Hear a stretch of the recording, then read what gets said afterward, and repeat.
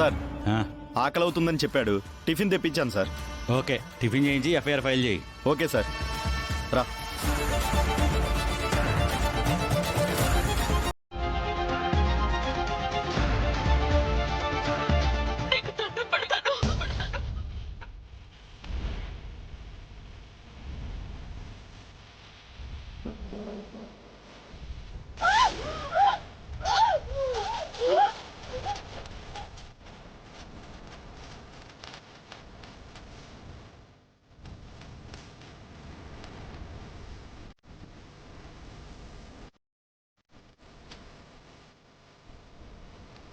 My God, ఈవిడ famous dancer Shobha Chandra గారు కదూ?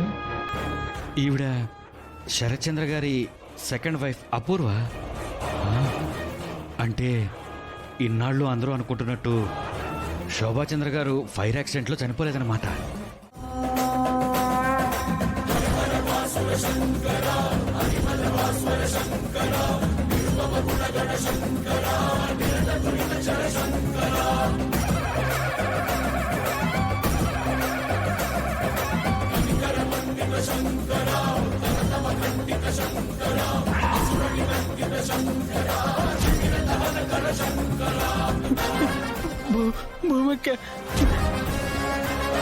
ఇవ్వగో వాటర్ తాగు. సార్, మా అక్క సార్, మా భూమి అక్క సార్. తను బా, భూమి అంటే ఎవరో అనుకున్నాను. ఈ భూమి గురించే నన్ను మాట్లాడేది. తనే సార్ మా అక్క.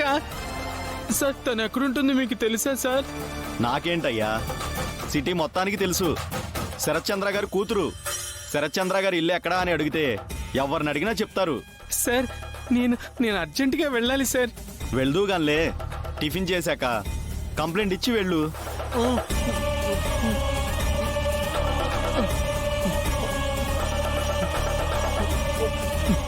సార్, నన్ను తీసుకెళ్తారు కదా? తీసుకెళ్తాలేవయ్యా.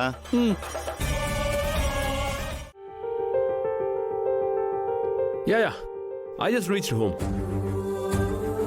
అగ్రిమెంట్స్ అన్ని ఇంట్లోనే ఉన్నాయి, ఒకసారి చెక్ చేసి చెప్తాను. యా గగన్, అమ్మా. ఏంటి నాన్న, ఏమైంది? ఎందుకంత కంగారు పడుతున్నావు? కంగారు కాదమ్మా, ఇది నా కర్మ. 50 lakhs లాస్ వచ్చేలా ఉంది. ఒక అగ్రిమెంట్ మీద సైన్ చేయబోయి ఇంకొక అగ్రిమెంట్ మీద సైన్ చేశానని డౌట్గా ఉంది. నేను చెక్ చేయాలమ్మా. నా ఈ కర్మకి కన్ఫ్యూజన్కి కారణం ఎవరో తెలుసా అమ్మా? భూమి. తను అనవసరంగా నా లైఫ్లోకి వచ్చింది. నా దగ్గరున్న ప్రశాంతతని పట్టుకొని వెళ్ళింది.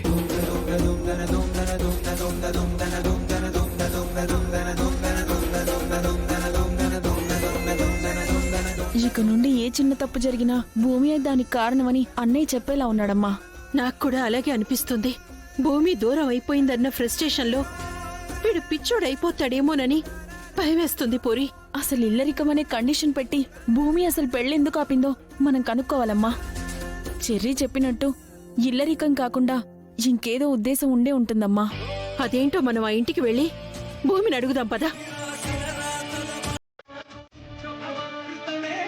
మళ్ళీపాటు నీ మనసులోకి వచ్చిన వాడితో నువ్వు వెళ్ళిపోవాలనుకున్నా మీ నాన్న బ్రతకడమ్మా, చచ్చిపోతాడమ్మా. ప్రతిసారి నువ్వు వాడిన ఆటలో బలి అవుతూనే ఉన్నా.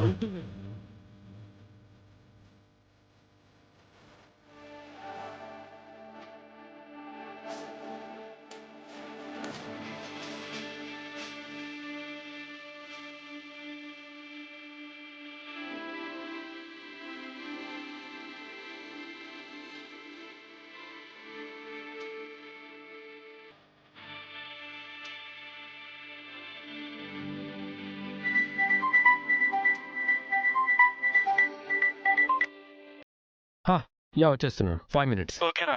ఓకే.